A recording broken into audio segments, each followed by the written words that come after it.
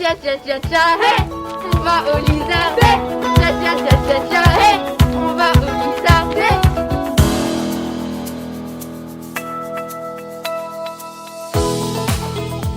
Bonjour. Alors du coup aujourd'hui on est au Lizardet à Reptiligne. Donc c'est un week-end qui est réservé aux lézards. Donc on va voir un peu tous les lézards qu'ils ont. Donc il y a plein d'espèces, plein de mutations, on va voir un peu tout ça. Et puis on va interviewer quelques personnes. Voilà. C'est parti ?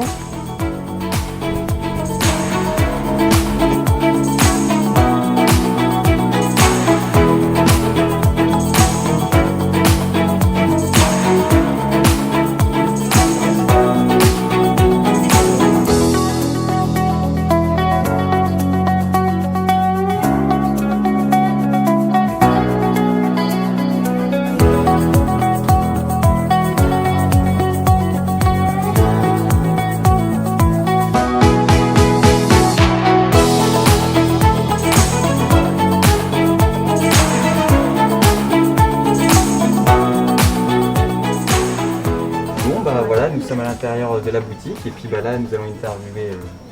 Salut les amis, bienvenue au Lizardet chez Reptiligne. Alors comment t'es venue l'idée du Lizardet ?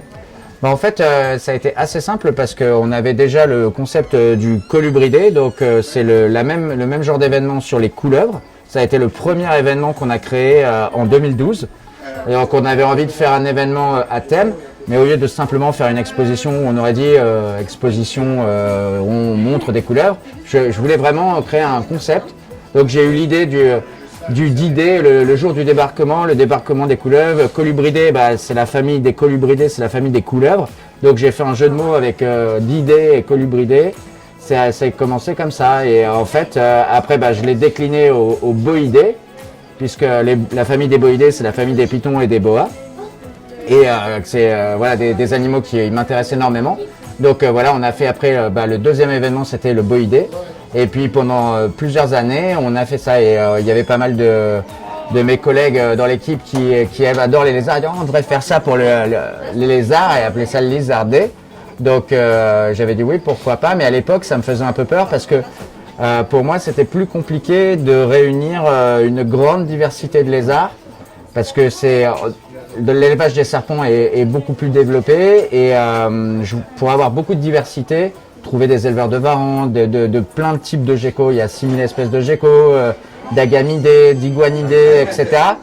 Pour faire une belle offre, c'était compliqué, mais là j'ai eu plus de temps pour m'y préparer et en plus c'est un super bon concept, donc on a fait le Lizardet, on a repris le même concept de visuel Deuxième Guerre mondiale. Ah ouais, alors ça c'est... C'est aussi les joies du Lizardet, c'est tu vois Laurine en train de ma ramper. vidéo elle se termine genre attention. Les aléas, refaire le... Tu l'as attrapé. J'ai chassé. Donc là on était enfin prêt pour faire le Lizardet, donc ça m'a pris beaucoup de temps pour avoir toute cette diversité de lézards. J'ai contacté des éleveurs de partout en Europe. On a même des pogonas qui viennent de Thaïlande, où il y a des éleveurs qui sont très très bons. Donc on a tout un choix de pogonas assez haut de gamme, très particulier, des mutations qui viennent de cet éleveur thaïlandais, et l'iguane albinos aussi qui est là-bas. Donc on a des animaux qui sont produits de partout en Europe, en France aussi, et avec des éleveurs qui ont vraiment un très gros standard au niveau de la qualité, au niveau des souches avec lesquelles ils travaillent. Donc pour pouvoir proposer aux gens une offre large et diversifiée dans le nombre d'espèces. D'accord. Dis-moi, je pense que tu as ta petite espèce coup de cœur aujourd'hui. Est-ce que tu pourrais nous la présenter ? Oui, alors il y en a beaucoup. C'est ça qui est difficile. C'est un peu comme si tu avais 3 enfants et qu'on dise lequel tu préfères. Est-ce que tu peux nous présenter ton fils préféré tu vois. Il y a plusieurs animaux que je trouve assez impressionnants. Donc notamment dans les geckos australiens. Donc le genre Nephrurus, donc qui sont des petits geckos australiens que vous voyez très peu en captivité, donc on voit un peu plus, notamment l'espèce Amiae, Nephrurus amiae, ça c'est vraiment super cool. Le gecko à queue courte, donc en fait il a une peau rugueuse. Chez les Nephrurus on a 2 familles principalement. la famille de ceux qui ont la peau lisse et la famille de ceux qui ont la peau rugueuse. Donc vous voyez, ça a une tête vraiment incroyable, hein, hyper kawaii, on dirait des petits personnages de manga. Donc ça, on peut pas rester insensible à leur charme, je trouve. Et puis ils ont cette petite queue, les Américains les appellent knobtail gecko, donc les queues comme ça, complètement atrophiées, comme ça. C'est sa vraie queue, hein, ils naissent comme ça. Alors là, on a un adulte et puis, enfin, elle est quasi adulte cette femelle. Après, on a un bébé qui est juste là. Donc ça, c'est un animal que je trouve assez incroyable. Et après, voilà, ça c'est le bébé. Il n'est pas petit. Il est vraiment incroyable. Donc c'est vraiment des petits geckos qui sont spectaculaires par leur aspect et qui sont de mieux en mieux élevés en captivité, fort heureusement. Bon, c'est de la faune australienne, donc effectivement c'est toujours compliqué à avoir puisque l'Australie est totalement fermée. Mais voilà, et donc ça parmi les Nephrurus, enfin celui-là, je pense qu'il vaut le coup d'être mis en avant. Alors bien sûr, dans des espèces plus courantes, il y a ce Pogona qui est assez incroyable ici. Alors les Pogona, bien sûr, il y en a plein en captivité, mais il y a ce spécimen. Voilà. Voilà, le coup de cœur Pogona, parce qu'en fait, donc lui, il vient de Thaïlande. Donc à la base, c'est une espèce qui est australienne, hein, bien sûr, mais il a été élevé en Thaïlande. Et en fait, c'est un hippo. La mutation, c'est un hippo translucent super stripe. Et en fait, ces combinaisons de mutations, jusqu'à présent, les gars n'arrivaient pas à bien les stabiliser et à ce que les animaux, les souches soient vraiment clean. Et là, en fait, cet éleveur thaïlandais, il a une souche qui est vraiment très solide. Et regardez, c'est cette couleur incroyable avec ces lignes qui sont génétiques. Et puis, cette couleur, et quand ils grandissent, en fait, ça reste bleuté comme ça sur les côtés et orange ligné. Donc, je le trouve vraiment magnifique. Après, on avait aussi une espèce de gecko que j'adore. Les geckos géants, donc c'est la plus grosse espèce de gecko au monde. Donc les Lithianus, Apodactylus lithianus, incroyable gecko de Nouvelle-Calédonie, c'est le plus gros. Donc là c'est un animal qui n'est pas encore adulte, mais en fait ils peuvent faire quasiment la taille d'un avant-bras une fois qu'ils sont vraiment grands. Ils ont une croissance qui est très longue par rapport à d'autres de leurs cousins, les bien connus geckos à crête, hein, anciennement Rhacodactylus ciliatus et maintenant Corylophlus ciliatus. En fait, ceux-là, ils ont une croissance rapide et une maturité sexuelle rapide, mais ceux-là, pas du tout. Ils deviennent adultes, il leur faut au moins 5 ans pour devenir adultes. Parce que c'est pas parce qu'on met un mâle Licanius avec une femelle Licanius qu'on va avoir forcément de la reproduction. Ce qui est le cas, par contre, chez les geckos à crête qui se reproduisent très facilement. C'est pour ça qu'on en voit beaucoup moins. Premièrement, parce que la maturité sexuelle, elle est très longue, et qu'en plus, il faut que les couples se forment. C'est-à-dire qu'un mâle doit bien aimer sa femelle et inversement pour que ça marche en fait en captivité. Donc c'est pour ça. Et comme c'est un animal rare, on n'en a jamais 50 000 pour faire des couples. Donc c'est pour ça que c'est assez exceptionnel. Puis ils ont vraiment un look incroyable et une taille voilà qui devient à terme monstrueuse quoi. Et pour un gecko, vraiment ça a vraiment une vraie tronche quoi. Et des colorations qui peuvent être très très diverses. Alors là, il y a un gecko gargouille orange striped. Là, c'est un gecko gargouille striped aussi.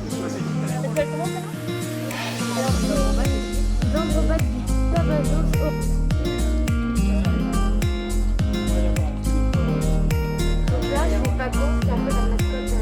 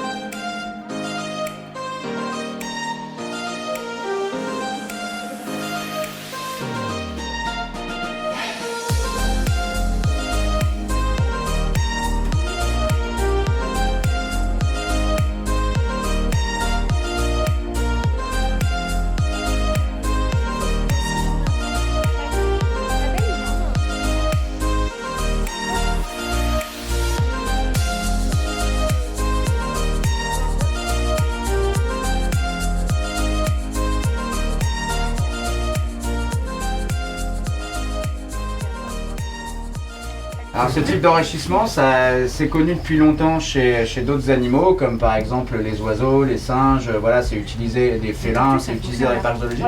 Faut être doux. Faut faire ça discrètement au début. Et après, plus ça va, plus on commence à lui montrer attends, t'as vu, je te touche la patte. Mais ça se fait bien, c'est juste qu'il faut prendre le temps. Et il faut jamais faire de choses comme ça d'enrichissement si vous avez passé une mauvaise journée de travail. Ou si vous êtes fatigué, ou si vous êtes malade. Ça, c'est mort. On ne fait pas du tout de training ou d'enrichissement pendant ces moments-là, parce qu'eux, ils le ressentent au centre. Et du coup, il va être stressé. Du coup, il va prendre ça comme une agression. Donc du coup, il faut... J'avais pas vu qu'il le faisait. Il faut... Mais t'es gavé. Et à part les varans, ça peut se réaliser avec quel lézard? Pogona, tout ce qui est lézard à collerette, iguane, tout ce qui est même Sauromalus, Crotaphytus. Crotaphytus, c'est un peu plus long, hein, par contre. Yeah! Bravo! Maman? Vas-y. Et la bête a réagi en mode négatif. Et les techniques de ça? Sur maman? Ça